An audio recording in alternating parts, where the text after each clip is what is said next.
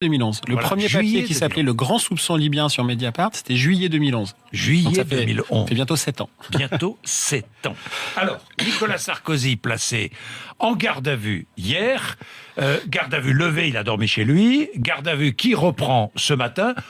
Bon, sur la procédure judiciaire, logique, normale. Oui, bon, certains pourront dire qu'il est pas traité comme tout le monde. Tout le monde n'a pas l'heure de pouvoir rentrer chez soi ou ailleurs, d'ailleurs, pour dormir en dehors des locaux policiers en garde à vue. Peut-être que, eu égard au fait qu'il ait été l'ancien patron de la République, l'ancien président, on lui fait cette clémence-là. Ce qui compte évidemment, c'est le fond et les réponses à ces questions. Alors, les réponses aux questions.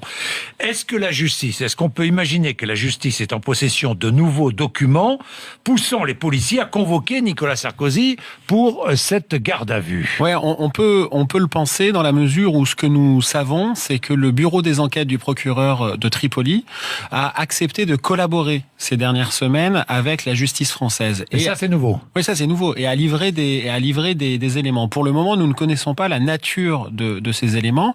J'ai tendance à penser que c'est une des raisons de l'accélération assez spectaculaire de développement judiciaire. Mais d'ores et déjà, depuis 2013, premiers articles de Mediapart, juillet 2011, avril 2013, ouverture de l'information judiciaire.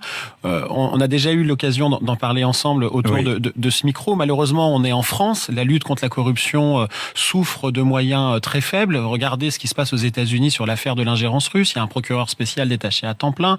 Il y a des dizaines d'enquêteurs du FBI détachés à temps plein. En France, depuis 2013, il n'y a pas un policier détaché à temps plein sur le dossier libyen. Et pourtant, parce qu'ils sont indépendants, parce qu'ils sont acharnés, parce qu'ils sont méthodiques, ils réunissent des éléments.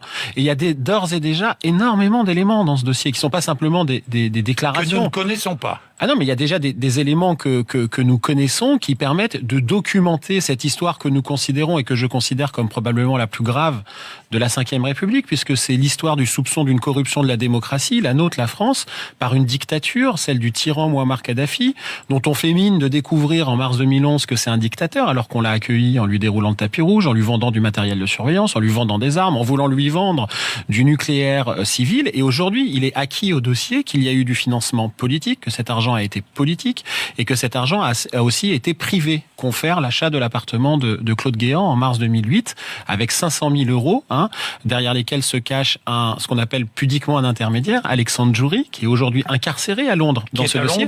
Incarcéré. Est-ce qu'on peut penser qu'Alexandre Djouri a parlé ?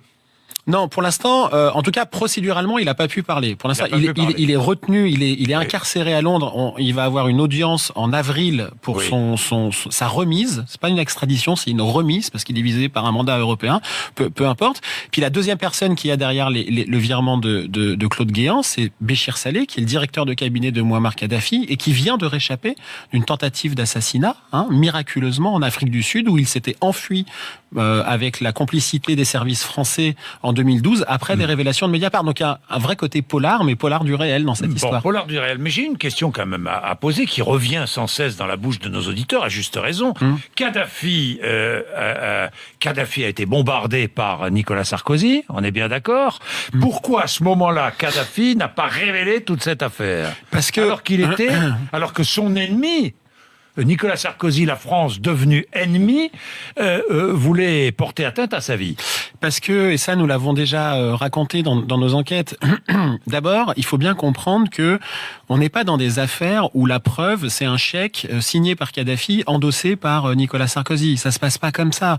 La preuve de remise d'espèces, c'est quoi ? Serait la vidéo de la remise des valises. Là, aujourd'hui, dans le dossier, on a celui qui a donné l'argent, Senoussi, qui dit « j'ai donné l'argent », qui est le chef des services secrets de Kadhafi. On a celui qui a porté l'argent, Ziad Takieddine, qui dit « j'ai porté l'argent, je l'ai amené », qui s'est mis en cause. On a Claude Guéant qui loue dans la foulée une chambre forte dans une agence bancaire à Paris, le temps de la campagne présidentielle. Chambre forte si grande qu'on peut y rentrer debout. Un homme, il a dit, quand il a été interrogé par les enquêteurs, c'était pour mettre des discours de Nicolas Sarkozy.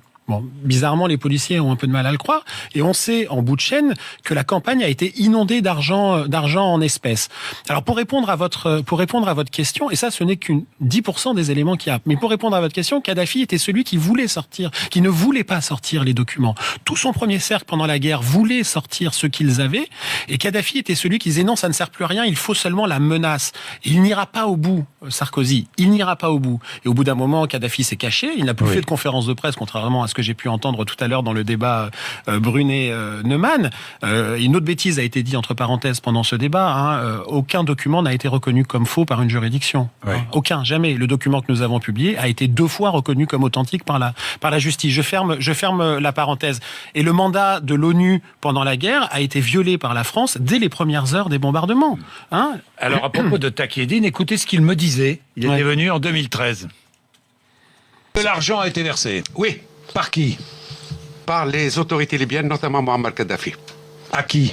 à Nicolas Sarkozy et Claude Guéant, Directement. directement, Comment? à part des transferts bancaires et par du cash. Combien? Ça dépasse, comme je dis, ça dépasse des montants parce que c'est souvent des formes différentes. Voilà ce que disait. Mais Takieddine, il a changé d'avis plusieurs fois. Quand Oui, même. mais ça... Là, il s'était mis à dire ce qu'il avait envie de dire, mais il bien a changé sûr. d'avis plusieurs fois. Mais bien sûr qu'on peut pas prendre pour, sans mauvais jeu de mots, argent comptant ce que dit n'importe qui d'ailleurs, que ce soit Takieddine ou Sarkozy, parce que aujourd'hui faire tout peser sur Takieddine qu'on a utilisé, je veux dire la République elle l'a utilisé Takieddine. Il a pris de l'argent au passage. Évidemment, c'est son métier. Oui. C'est pour ça qu'on appelle ça les intermédiaires. C'est son métier de faire passer de l'argent et d'en garder un peu.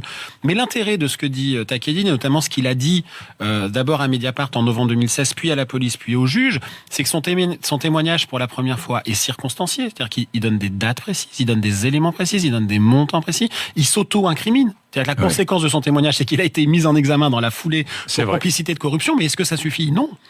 Ce qui renforce et ce qui même authentifie son témoignage, c'est qu'il y a des éléments extérieurs à ce qu'il dit qui sont venus confirmer ce qu'il a dit. Et notamment le carnet manuscrit qui avait été rédigé en 2007 par un dignitaire libyen, qui est l'ancien ministre du pétrole et l'ancien premier ministre, qui s'appelle Choukri Ghanem, qui consignait en 2007, donc 4 ans avant la guerre. Le document est authentifié. Il a été authentifié par plusieurs justices européennes, dont la justice française, qui consignait les versements dont parle Ziad Takieddine.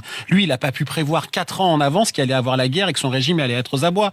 Et cet homme, Choukri Ghanem, a été retrouvé flottant dans le Danube, dans l'entre-deux-tours de la présidentielle de 2012. Les services de renseignement américains appellent cette mort hautement suspecte. Merci Fabrice Arfi d'être venu nous voir. Nous allons suivre évidemment d'extrêmement près. Il est 8h20. 8h20, Géraldine de Maury, il va faire très beau dans les Landes aujourd'hui. Et dans les Landes notamment, ça va être vraiment un franc soleil. Alors déjà hier, il y avait de belles éclaircies.